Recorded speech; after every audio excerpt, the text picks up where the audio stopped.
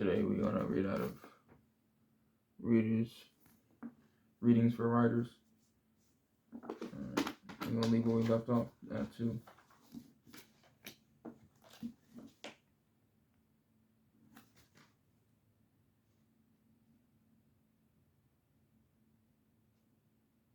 Separate emotion from fact. Talented writers frequently color an issue with emotionally charged language, thus casting their opinions in the best possible light. For example, a condemned murderer may be described in sympathetic language that draws attention away from a horrifying crime. Be alert to sloganeering, to bumper sticking, philosophizing about complex issues. Emotion is no solution to complicated problems. If the issue is new to you, look up the facts. If you are reading about an unfamiliar issue, be willing to fill in the gaps in your knowledge with research. For example, if you are reading an editorial that proposes raising home insurance rates for families taking care of foster children, you will want to know why. Is it because foster children do more suits against foster parents? Is it because foster children do more damage than natural children? Is it because natural parents are apt to file lawsuits against foster parents? You can find answers to these questions by asking representatives of the affected parties, the State Department of Social Services, typical insurance agencies, foster parents associations, the County Welfare Directors Association, any children's lobby, and others. To make a critical judgment, you must know and carefully weigh the facts. Use insights from one subject to illuminate or correct another. Be prepared to apply what you already know to whatever you read. History can inform psychology. Literature can give you insights into geography. History can inform psychology. What do you know?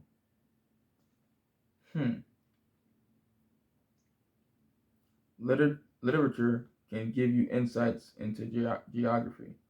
For example, if a writer in psychology argues that most oppressed people develop a psychology of defeat that gives them a subconscious desire to be subjugated and makes them prey to tyrants, your knowledge of American history should tell you otherwise, as proof that oppressed people often fight oppression until death.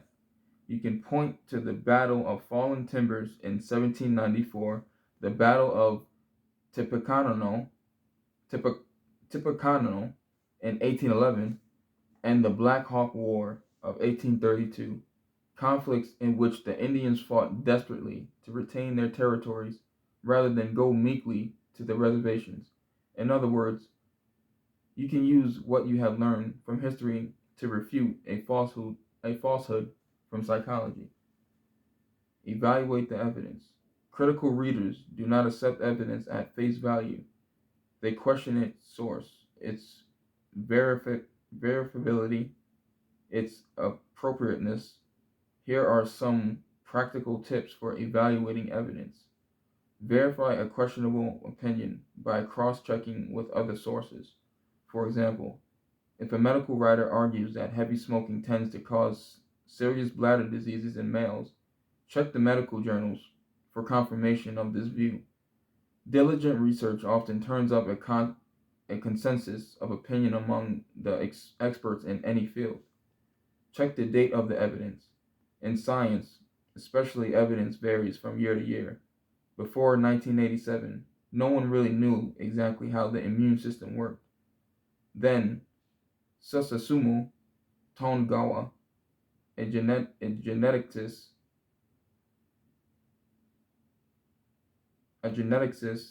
at the Massachusetts Institute of Technology, discovered how the immune system protects the body from foreign substances by the manufacture of antibodies.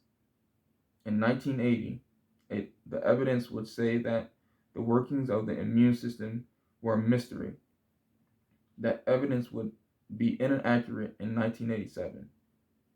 Use common sense in evaluating evidence. For example, if a writer argues that a child's handwriting can accurately predict his or her life as an adult, your own experience with human nature should lead you to reject this conclusion as speculative. No convincing evidence exists to corroborate it. Ponder the values that given argument its inputs.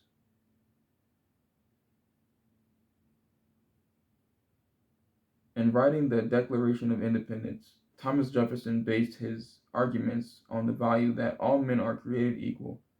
On the other hand, Karl Marx based the arguments of his Communist Manifesto on the value that the laborer is society's greatest good. Critical reading means thinking about the values implicit in an argument. For instance, to argue that murderers should be hanged in public to satisfy society's need for revenge is to value revenge over human dignity. On the other hand, to argue that democracy can exist only with free speech is to highly value freedom of speech.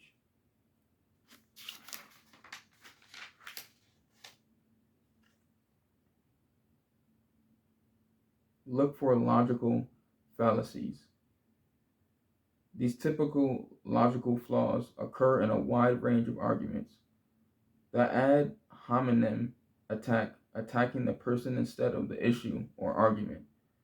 The ad populum appeal, the use of simplistic popular slogans to convince. The false analogy, comparing situations that have no bearing on each other. Begging the question, arguing in circles, and ignoring the question, focusing on matters that are beside the point. For a better understanding of logical fallacies, review Chapter 9. Don't be seduced by bogus claims.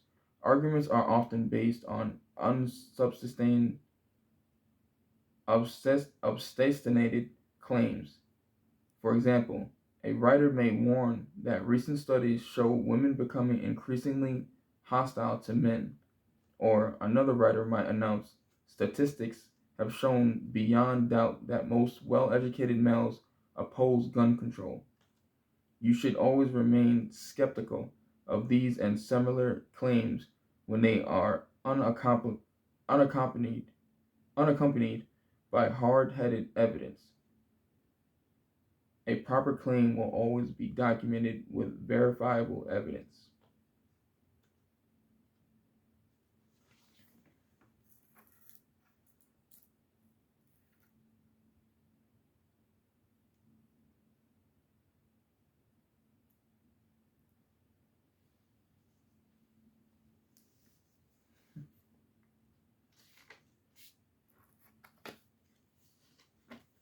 All right.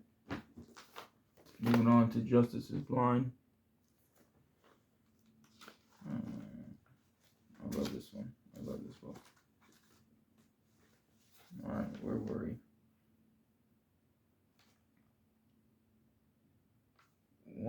Once police identify a suspect by collecting enough high-quality evidence, their goal is to remove the alleged offender from the street. This is usually accomplished through an arrest. An arrest occurs when the police take a suspect into custody so that prosecution of the suspect may begin. Generally, arrests must be based on probable cause or reasonable belief that a particular person has committed a crime.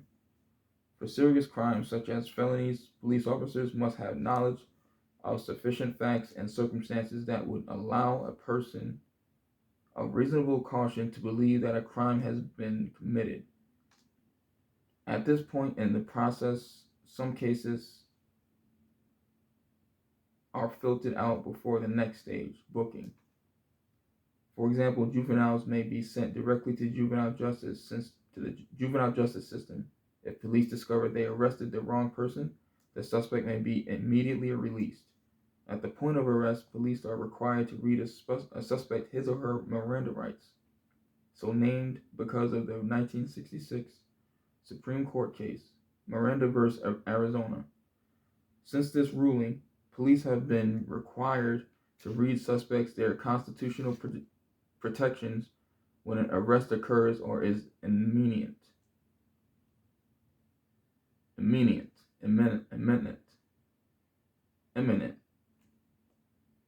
When an arrest occurs or is imminent. The Miranda warning reads, "You have the right to remain silent. If you choose to give up this right, anything you do say can and will be used against you in a court of law. You have the right to an attorney. If you cannot afford one, one will be appointed to you." Suspects are then asked if they understand these rights, and if so, whether they want to give up their rights and make statements or answer questions. Many claim that this requirement places an undue burden on the police and makes it harder for the criminal justice network to obtain convictions because it encourages criminals to withhold vital information from the police. As a result of such concerns, numerous exceptions to this rule have been established through case law. Booking. After arrest, booking occurs. At this point, an administrative record is made of the suspect. Typically, his or her photograph and fingerprints are taken, and he or she may be questioned further by the police and or placed in the lineup for witness or victim identification. After booking, the suspect may be charged with specific criminal offenses. If the prosecutor thinks there is a sufficient quality and quantity of evidence indicating that the suspect is indeed guilty of the offenses charged, a person can always be released and later arrested if further evidence of the suspect's guilt is discovered. Release is another form of filtering. Initial appearance. After being formally charged with a crime or crimes by the prosecution,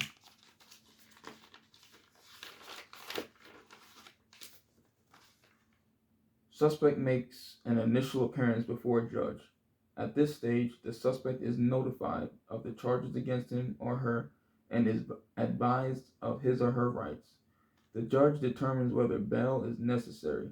If not, the suspect is released on his or her promise to reappear for trial, called release on own recognizance. When a flight risk exists because the judge fears the suspect may flee the jurisdiction to avoid trial, suspects may be required to post bail or may even be held in preventative detention. In cases where the judge determines there is a flight risk and some danger to the community, if the judge determines there is not enough evidence to warrant the charges, the case may be dismissed by the judge and hence filtered out of the criminal justice network. Preliminary hearing, grand jury. Assuming a case is not dismissed, the next stage in the criminal justice process is either a preliminary hearing or a grand jury, depending on the jurisdiction in which the case is being heard. Both of these mechanisms are ideally intended to ensure that innocent persons are not hastily, miraculously, or arbitrarily prosecuted.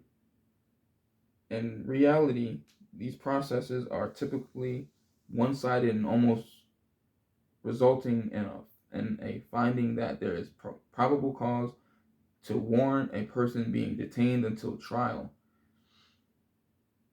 This can be a major impediment to fairness in the criminal justice process because findings of preliminary hearings and grand juries are routinely published in local media, perhaps creating assumptions among the public that named defendants are already guilty of crimes, even though in fact they have not yet been convicted of anything.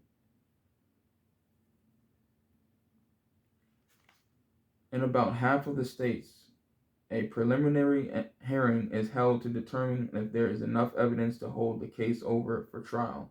If the judge does not find probable cause that the named person committed the named offenses, the case may be dismissed and filtered out of the criminal justice network. In cases where the judge finds probable cause, the accused is held for trial on the basis of an information, which is a formal charging document against the accused. In federal cases and in other states, a grand jury is impaneled to determine if there is enough evidence to file an indictment charging the suspect with the named crimes. If the grand jury, made up of a panel of civilians, finds that there is sufficient evidence to warrant a trial, it issues a true bill, which charges the defendant with a crime. If not, it issues a no bill, which means the defendant is not charged with the crime, and he or she is filtered out of the criminal justice network. Again, the vast majority of cases heard by a grand jury lead to an indictment. This has led some to call the grand jury process a rubber stamp for the prosecution. At the arraignment, the next step in the process, the accused is read the information or indictment by the judge. The suspect then has the right to enter a plea of guilty, not guilty, or nolo contendere, no contest. Upon a plea of guilty or no contest, sentencing may take place immediately because a trial is not necessary to determine guilt. Pleas of guilty are not to be accepted by the judge unless several assurances from the accused are received. The reality is that plea bargaining occurs in more than 90% of all cases before U.S. courts, and the suspect is presumed guilty by virtually all involved, including the suspect's own attorney. We'll stop there.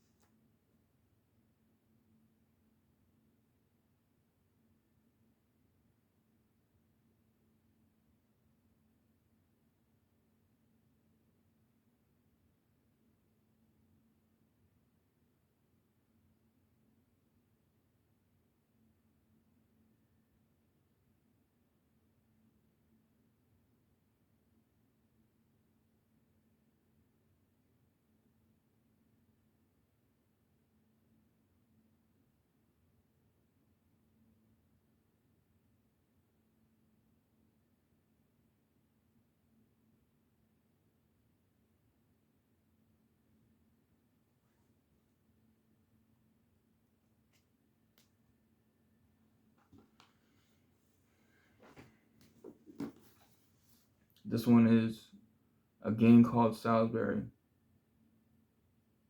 by Susan Behringer Wells. The Spinning of a Southern Tragedy.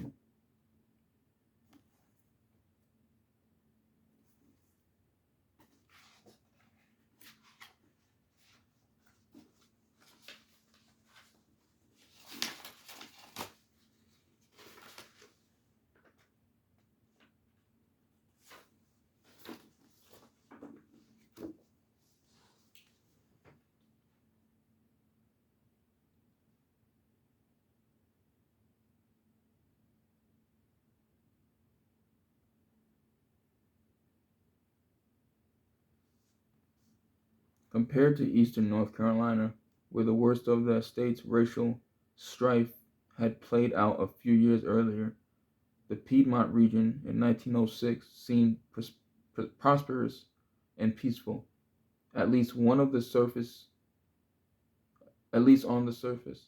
Thanks to the railroad, Salisbury was a regional center of activity, and a small railroad junction located 11 miles west was booming with activity as well. Barber Junction was the gateway to Asheville, the land of the sky, and the healing springs of the Carolina mountains, which many tourists from the north frequented in order for those traveling from Washington, D.C. and points north to get to Asheville and other western destinations. Either a change of trains or a change of direction at Barber was required. Today, a tour of North Carolina Transportation Museum, just north of Salisbury, begins at the old Barber Junction depot, restored with its colored and white waiting rooms intact, and moved into the 1980s to its present place of honor. That little depot played a big role in the Lilly murder story, and the story begins at Barber Junction. The Lilly Plantation, as it was called, lay just off what is now old US Highway 70, about a mile east of the Barber Depot. It was typical of North Carolina farms that had survived the Civil War and Reconstruction by replacing slaves with sharecroppers and hired hands, surrounded by beautiful country. The site today inconspicuously blends into the rest of the rolling Piedmont hills of Rowan County, which are colored with rows of corn, cooled by wooded valleys, crisscrossed by streams. It is a section of the country where myths and legends were born and still thrive. The site of a mysterious subterranean wall in the Potneck section near the banks of Second Creek. It is said the area is sometimes visited by moving lights, a place from which strange sounds emanate, a screech owl's heaven, where bullfrogs dance in the water and croak, atop a knoll near a dirt road curving amid these meandering streams with their cacophonous choir, stood the Lily House, a large two-story frame dwelling with double-shorted chimneys.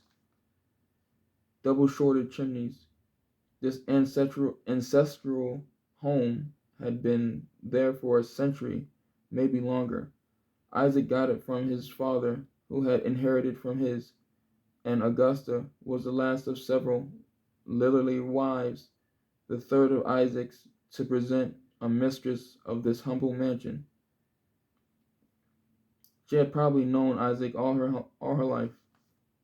He was already married when she was born in 1863 to Joseph Alexander and Selina Cranford Behringer, then living in the Unity Township, Isaac's neighborhood. Augusta's family moved away to an adjoining county when she was young and settled one county south in the quaint village of Mount Pleasant, where several more prominent Behringers had lived for decades. By the time she became reacquainted with Isaac, he had already lost two wives, and he needed another, who needed to be German. The Lillerleys had a history of exclusivity. Isaac's grandfather would have lost his inheritance had he married anyone not German. Wow. Anyway, Augusta made herself a good catch. Though the country had just come through a terrible depression, she'd married one of the richest men in Rowan County, and in his day, Isaac was a sexy man, as any currently on the cover of People magazine. But in 1906, he was 68. In 1906, he was 68, old enough to have a son from a previous marriage as old as Augusta. Joseph now lived next door to his father and had a small family of his own. Though Augusta had given Isaac 5 more children, one every 2 or 3 years, none of these were much help to him around the farm. Their only son, John, was just 8 years old, and the rest were girls. Oh, wow. Mary, the oldest, was 17. Then there was Addie, 14, Janie, 11, and Alice, 6. At his age, Isaac couldn't do too much in the way of hard labor. So Mary and Addie had to sometimes shoulder responsibilities usually borne by men. For the 3 oldest girls, their survivors, it was as if time begun on July 13th, 1906. Addie's daughter can't say what the Lilies did earlier that day. Addie and Mary had talked mostly about the after, not the before. But we know this much. That evening, the whole family was home and in bed by 9, probably tired after a hard day's work. The youngest children were downstairs in the front bedroom with their parents, Augusta and Alice in one bed, Isaac and John in another.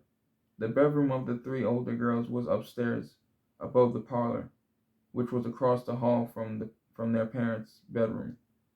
They were sleeping there that Friday until some time before midnight, when their dreams were interrupted by the smell of smoke.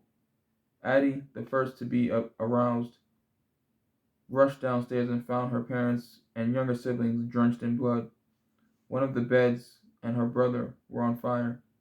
"I can tell you who did it," said a barber octogenarian, octogenarian, octogenarian, who's heard the story all his life.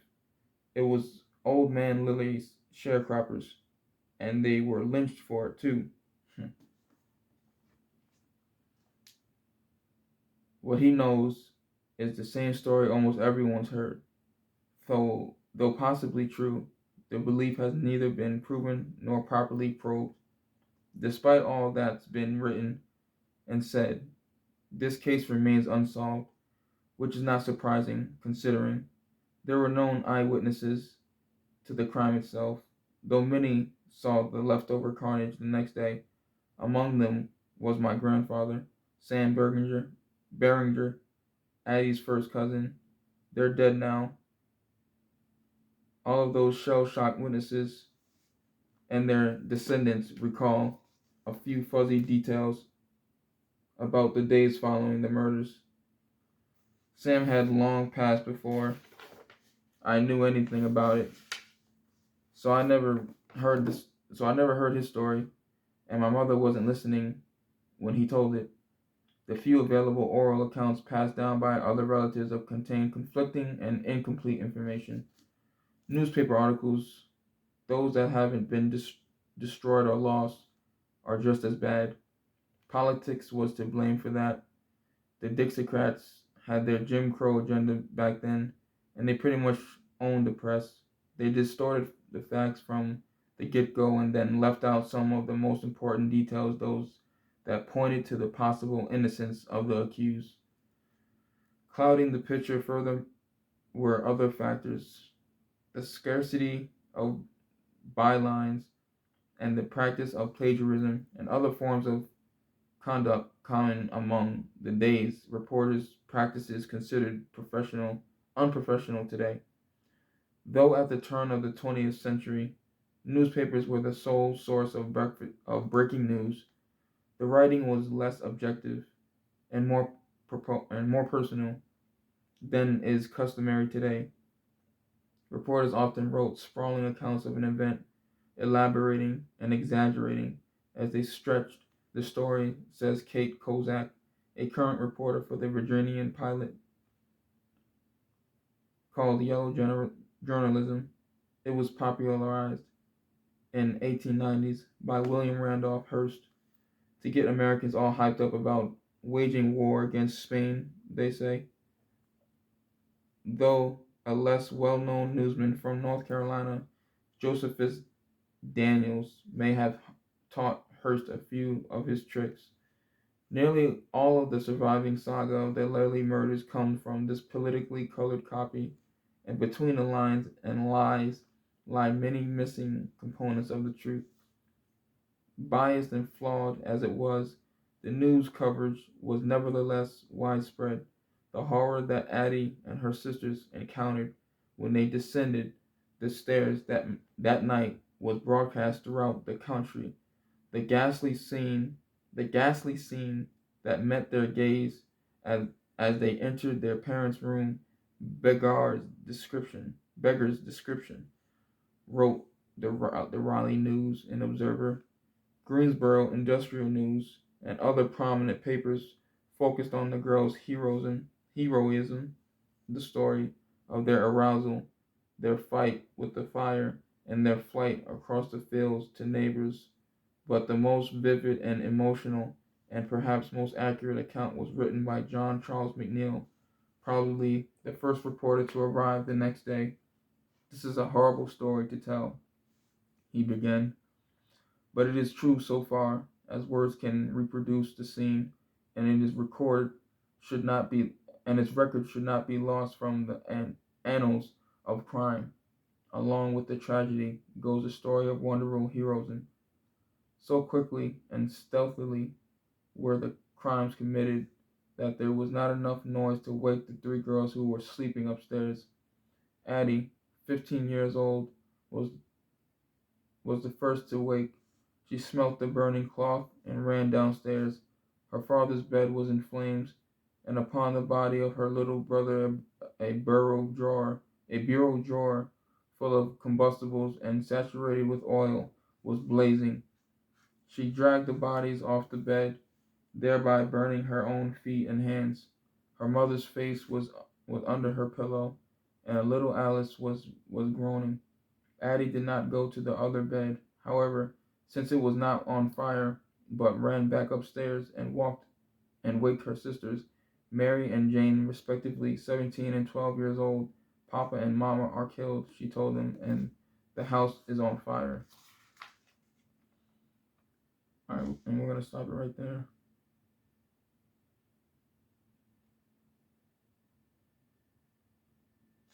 I'm gonna give you guys a little background on this one real quick to kind of make it make sense. So what's going on here is a family in Salisbury, North Carolina, and the late 1800s, or right before slavery was abolished.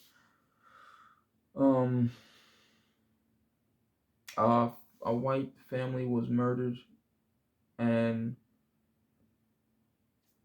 a couple of black men were blamed for it and lynched. So, of course, a couple of a prominent white family in the area was murdered. No one knows who committed the murder, but to just have someone to blame and to unleash their anger and their thirst for revenge on someone, they just randomly lynched these black a few black boys, and pretty much placed the murder on them, brushed it under the rug, and now years later, one of the family members of the people that were murdered is trying to get down to the bottom of it and find out the truth. And they're exposing that there was a lot of racial biases in the media and in the newspapers back then that painted the picture that black people were just committing all these atrocious crimes and tragedies and atrocities, which were just a lot of the times not true. Thank you for tuning in. This is Reading Books Part 4. Stay tuned for more. Can't wait to get into more books and to continue to give you guys more information and more knowledge and wisdom and education. Peace.